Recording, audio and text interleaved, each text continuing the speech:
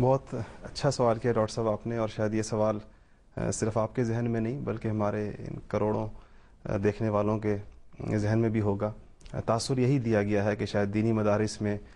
مفلوق الحال گھرانوں سے پسماندہ طبقات کے وہ بچے جن کا کوئی اور مصرف بظاہر نہیں ہوتا، یا ان کے والدین ان کو کہیں عصری تعلیم نہیں دلوا پاتے، تو وہ مدرسوں میں بھیج دیتے ہیں، بلکہ جمع کرا دیتے ہیں، اور وہاں پر ان کے مصارف کے کفیل بھی وہ ادارے ہو جاتے ہیں۔ حقیقت اس کے بالکل خلاف ہے، اور خاص طور پر ان پچھلے 15-20 سالوں میں تو دینی مدارس نے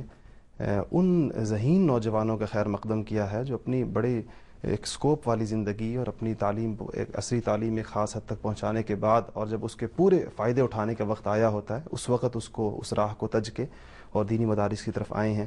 اور اچھا، ایسا ہوا ہے؟ ایسا ہوا ہے، اور ہمارے ہاں میں جس شعبے کا آپ نے مجھے میرا تعارف کرایا جس کے حوالے سے، یہ شعبہ تو ایک دینی مدرسے میں ہی قائم ہے، اور اس شعبے میں تو داخلے کے لیے بنیادی اہلیت کم از کم گریجویشن ہے، کہ وہ نوجوان آئیں گے جو بڑے اچھے گریجویٹ ہوں گے، صرف نیری گریجویشن نہیں بلکہ کسی اچھے ادارے سے ہو، بڑے اچھے گریڈز کے ساتھ ہو، اور اس سے جتنا اوپر ہو وہ اتنا بہتر ہے۔ تو ہم نے یہ 5-6 سال پہلے جب اس کو لانچ کیا تو لوگوں کا یہ خیال تھا کہ اتنے اعلیٰ تعلیم یافتہ نوجوان اپنی بہترین نوکریاں چھوڑ کر مدرسے کی چٹائیوں پر کیسے آ کے بیٹھیں گے، اور یہاں سے فارغ ہونے کے بعد ان کا اسکوپ کیا ہوگا معاشرے کے اندر۔ مگر آپ یقین کیجئے کہ ان 5 سالوں میں ہمیں 1000 سے زائد نوجوانوں نے درخواستیں دی، ان میں ڈاکٹرز بھی تھے، ان میں انجینئرز بھی تھے، ان میں چارٹر اکاؤنٹنٹس بھی تھے، ان میں MBA بھی تھے، مختلف یونیورسٹی سے MSc کے ہوئے لڑکے بھی تھے، PhD لڑکے بھی تھے، اور وہ آئے کہ ہم یہاں پڑھنا چاہتے ہیں، حالانکہ یہ کورس ریزیڈینشل ہے، اور انہوں نے پورا وقت مدرسے میں رہنا ہوگا، وہ کوئی جاب نہیں کر سکتے اس کے ساتھ، کیونکہ وقت ان کا مختصر ہے، 4 سالوں میں ان کو عالم دین بنانا ہوتا ہے، تو وہ متحمل نہیں ہے کہ ساتھ کوئی وہ کسی قسم کے کوئی سائیڈ بزنس کہیں یا کوئی اور کام وہ ساتھ کر سکیں، اس وقت میں اس کی گنجائش نہیں ہے، تو ان کے لیے ریزیڈینشل کورس ہے، پورے 24 گھنٹے دینے ہوں گے، وہیں رہنا ہوگا، اس ماحول کے اندر، اور جو کچھ وہاں پر ہوتا ہے انہی وسائل میں گزارا کرنا ہوگا۔ تو 1000 سے زائد نوجوانوں کی درخواستیں موصول ہوئیں، اور ہمارے لیے تو انتخاب مسئلہ بن گیا، کیونکہ ہم 25 کا بیچ لینا چاہتے تھے،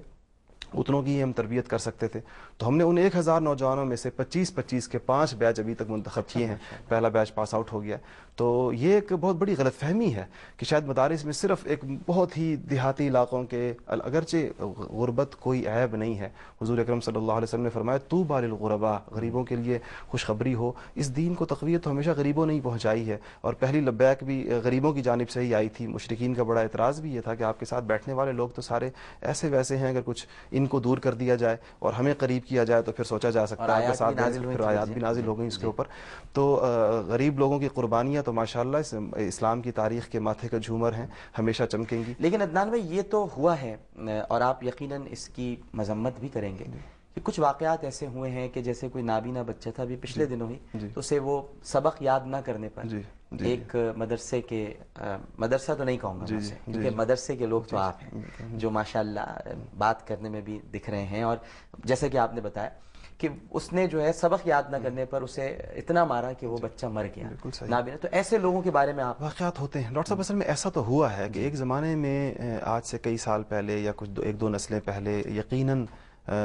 قوم سے کوتاہی ہوئی، اور یہاں پر ذہین گھروں کے لوگوں نے، اچھے گھرانوں کے لوگوں نے اپنے بچے اتنی تعداد میں نہیں بھیجے جتنے بھیجنے چاہیے تھے، تو بہرحال ہر طبقے سے لوگ آئے، اچھا ہر نوعیت کے ادارے بن گئے، اس میں ہر قسم کی تربیت ہو کر لوگ فارغ بھی ہو گئے، تو اس کے نتیجے میں کچھ نہ کچھ کہیں نہ کہیں تو ہو ہی جاتا ہے۔ لیکن وہ کسی بزرگ کو کسی نے کہا کہ طالب علم نے چوری کر لی، کسی بزرگ سے کہا گیا، تو انہوں نے کہا کہ نہیں، طالب علم نے چوری نہیں کی ہوگی، کوئی چور طالب علم کے روپ میں مدرسے میں آ گیا ہوگا، بہت اچھی تو اس نے چوری کی ہوگی۔ تو ایسا ہوتا ہے کہ یہ کوئی میرے جیسا اگر حلیہ بنا لے اور وہ کسی ایک جگہ پر بیٹھ بھی برابر نہیں ہوتی، نہیں، اور پھر اس کے گناہ میرے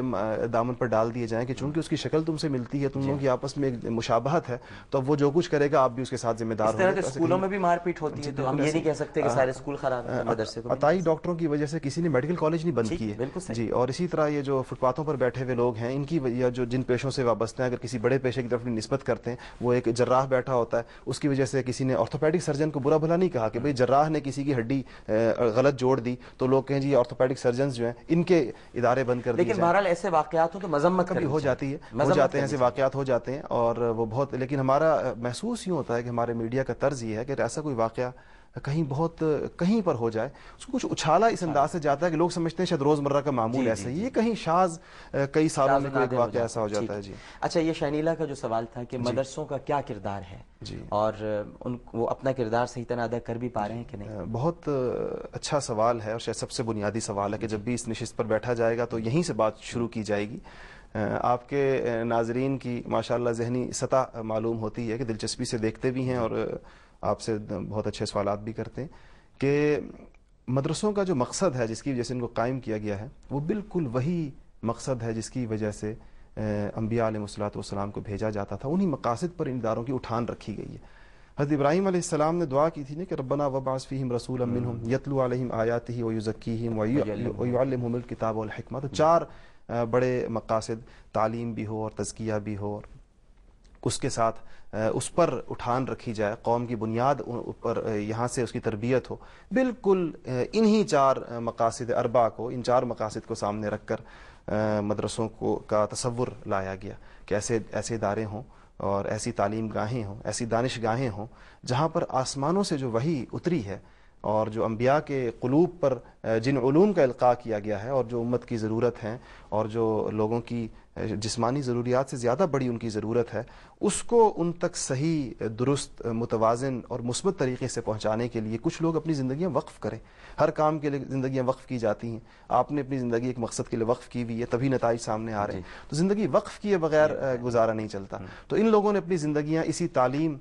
اور تزکیے اور حکمت اور ان کی تعلیم کے لیے وقف کی ہیں۔ یہ جو آپ کو ادارے نظر آ رہے ہیں اور یہاں بیٹھے ہوئے لوگ اپنی جانب سے کچھ بھی نہیں کہتے، ان کی اولین ذمہ داری یہی ہے کہ انہوں نے اپنی جانب سے کچھ اس میں ملانا نہیں ہے، بلکہ جو آسمانوں سے پیغام نبیوں کے، انبیاء کے اور خصوصاً آخر کے اندر سرکار دو عالم صلی اللہ علیہ وسلم کے قلب اتھر پر جو چیز نازل ہوئی ہے، وہ وحی مطلوع ہو یا وحی غیر مطلوع ہو، وہ قرآن ہو یا سنت ہو، اس کو اگلی نسل کو منتقل، پچھلی نسل سے لینا ہے یہ سرمایہ۔ یہ چونکہ یہ علوم تو سینہ بسینہ چلتے ہیں ڈاکٹر صاحب، جہاں سینے سے تعلق کٹ جاتا ہے تو وہاں گمراہیاں پھیلتی ہیں۔ آج بھی جو گمراہیاں دین کے نام پر پھیل رہی ہیں وہ انہی لوگوں سے پھیل رہی ہیں جنہوں نے علم سینہ بسینہ نہیں لیا، انہوں نے علم سینوں کی بجائے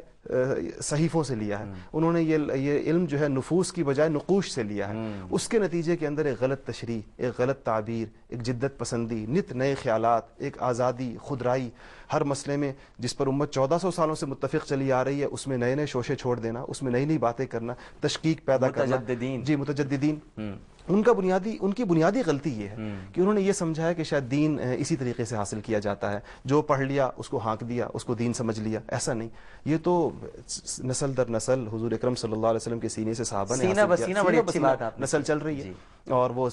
تو یہ مدرسے اپنا بنیادی مقصد یہ سمجھتے ہیں کہ وہ جو حضور اکرم صلی اللہ علیہ وسلم کے سینے سے جو میراث چلتی چلی آ رہی ہے اس کو بغیر کسی قطر بیونت کے، بغیر کسی کمی بیشی کے، بغیر کسی اس میں رتب و یابس کے اضافے کے، اس کو پچھلی نسل سے لے کر ایز اٹ از اس کو اگلی نسل کو منتقل کر دیا جائے۔ یہ ذمہ داری ہے ہر عصر کے